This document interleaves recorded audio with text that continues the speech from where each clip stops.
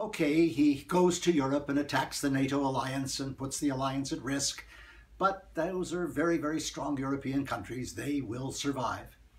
And then he excoriates Canada and Mexico around the free trade agreement, around NAFTA, putting our relationships at risk, but it's Canada and Mexico will survive.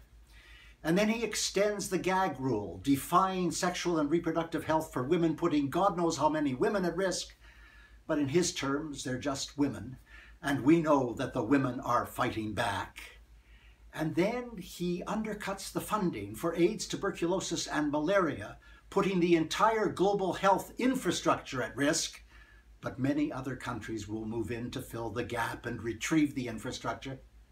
And then finally, he withdraws from the Paris Accord and puts the entire planet at risk, all 6 to 7 billion of us. Now, you know, the Paris Accord was always faintly mythological. It was never really going to reach the targets it pretended to reach. It was voluntary. But on the other hand, it was the first time ever that 195 nations came together to try to prevent the destruction of the planet before the end of this century. And it was desperately important that the United States be a part of it.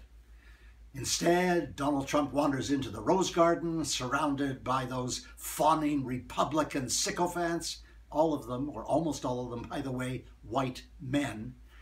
And then he utters the fabricated doggerel, kind of idiotic lout around climate change. It's really time to end the cautious characterizations and to say it like it is. Donald Trump is quite simply an incorrigible ass. That was last week. I'm Stephen Lewis.